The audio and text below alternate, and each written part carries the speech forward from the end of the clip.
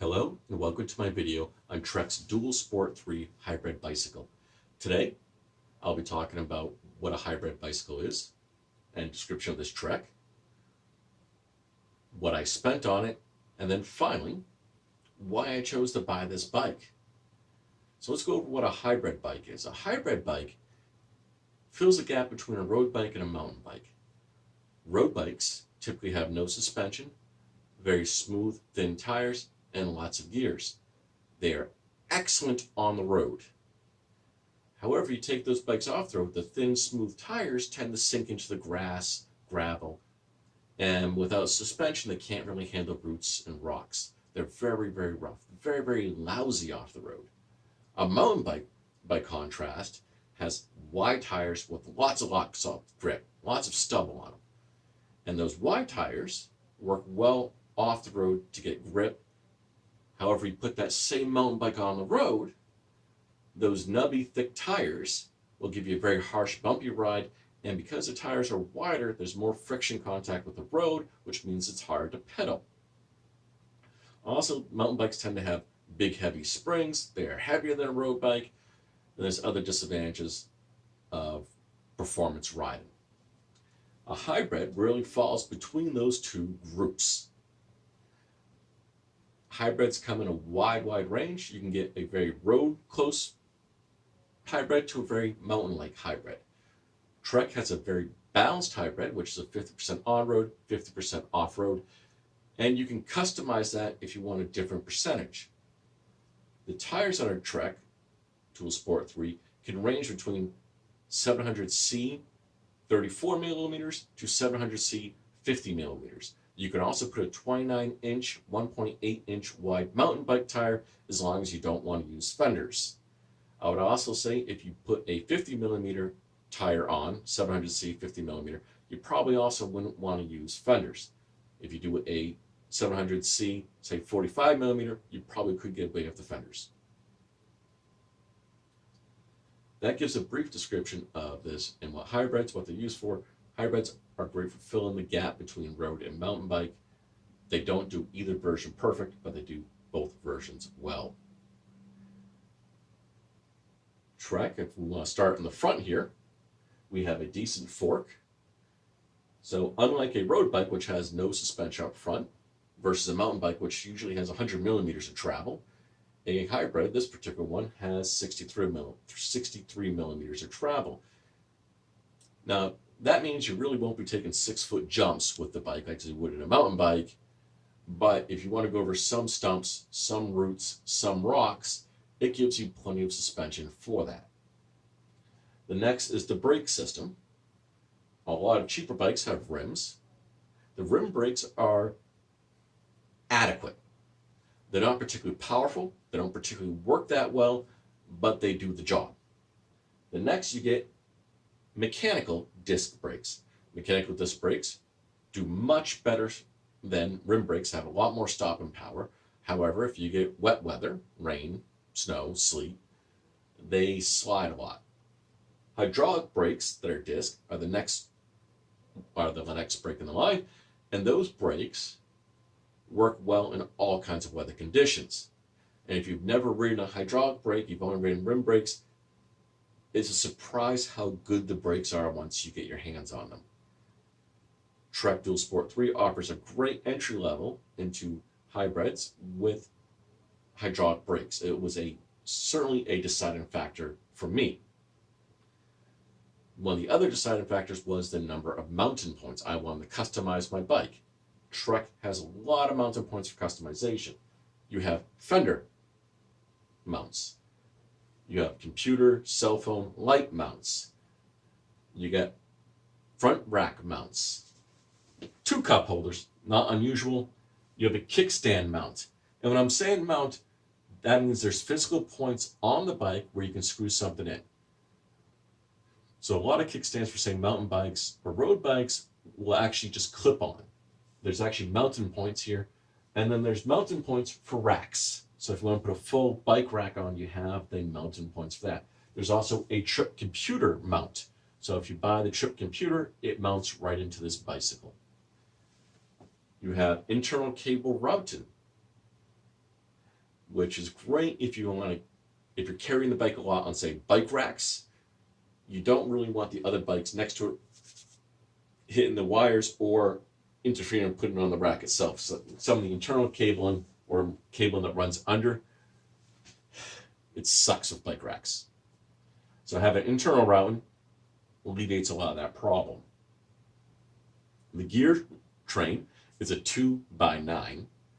It gives plenty of power uphill, decent cross country, and downhill is mostly gliding. You could do a little better than that, better than what this bike has, but it does the job. I found is probably the balance going uphill for me was probably one of the best bikes I ever owned. I have other hybrids which when I go uphill, if I don't pedal fast enough, it goes too slow and fall over. This one, I have a decent range going uphill. I can keep a decent pace. It works well. The color is pretty unique to the Dual Sport 3. It's a beautiful orange, and in the sunlight it will sparkle a little bit. It also comes in a matte gray if people don't like sparkly orange. And the last thing I want to give out in the description is how much does a bike weigh? This bike right here is 29 pounds base. Now, if the gear I added, like the fenders and the bike rack and kickstand, I'm up to 33 pounds or so. Weight becomes very, very important if you want to do any kind of cross-country racing. You want a lighter bike to do that. These are aluminum frames, and aluminum frames at 29 pounds. Compared to its competitors in this price point, Trek is about 2 to 3 pounds lighter. So a lot of the competitors are around, say, 31, 32 pounds, and this is down to 29 pounds.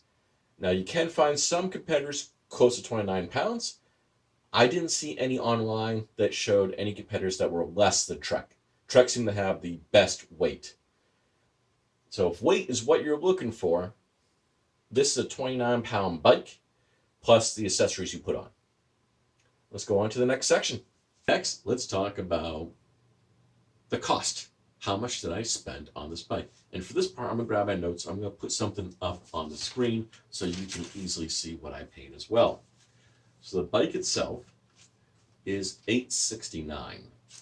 Dual Sport does have 4 bikes in the range, ranging from $549 up to $1,079.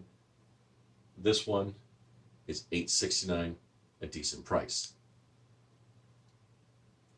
The next, the wheels. I did upgrade the wheels to it comes with a 700C 40 millimeter. I upgraded to a 700C 50 millimeter. Now, 50 millimeter tire is about 2 inches wide.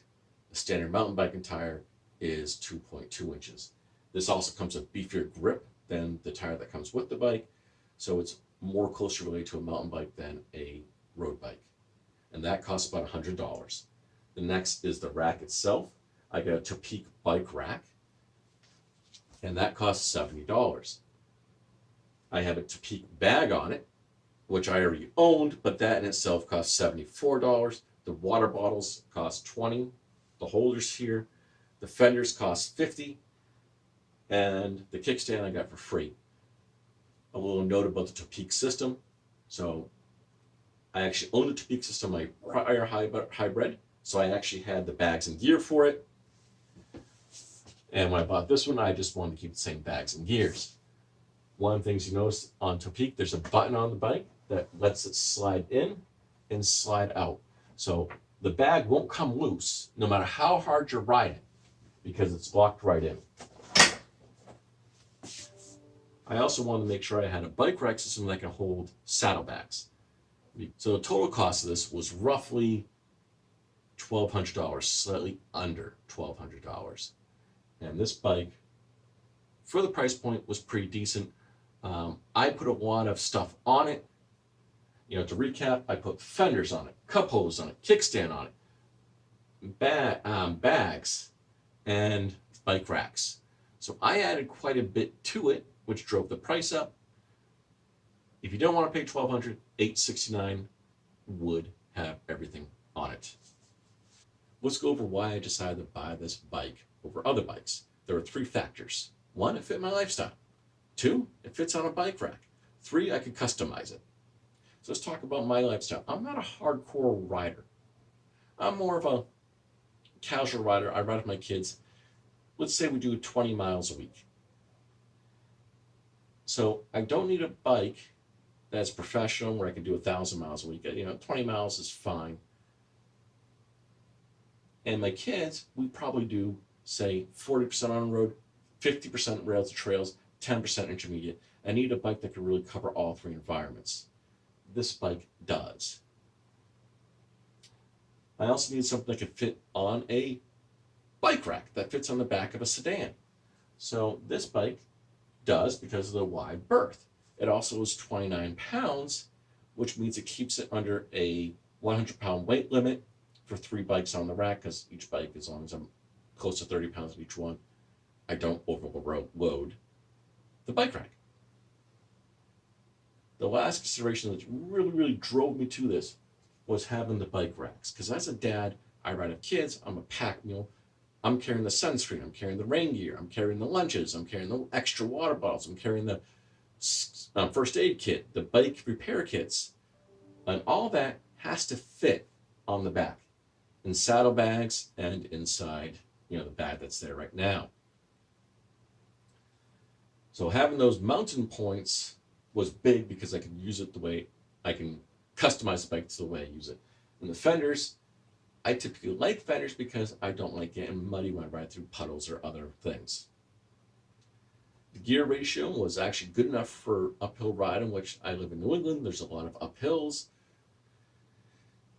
And this bike does a good job. The only real gripes I have with the bike after I received it was the pedals were, probably cheap $9 metal pedals. And for a bike that costs as much as this, they really should have a better pedal. I am going to replace that pedal with a pedal that has a little more rubber on it, because when I use bike racks, your pedals tend to hit the frames of the other bikes. You do move the pedals out of the way, but sometimes on long road trips, especially over bumpy hills, they may slide a little bit.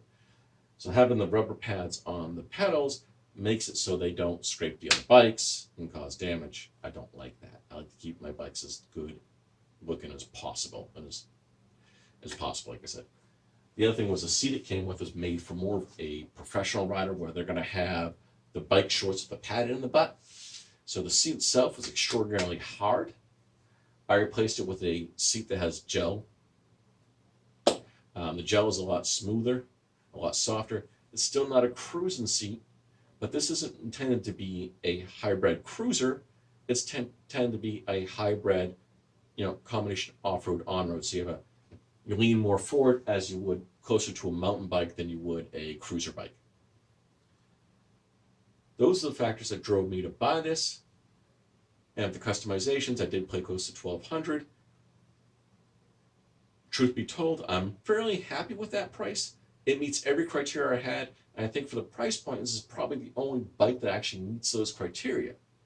So if your criteria is you ride with kids, you need to be a pack mule, and you need to transport it on a car, this bike is probably the one that does it the best.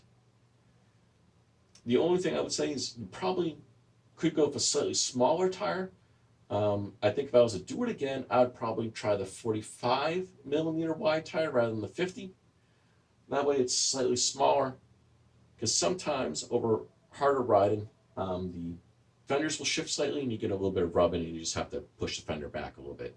So I think if I had to do it again, I would use a slightly smaller tire. I would still want to go above the 40 centimeters that it comes, just to get a little more grip off-road.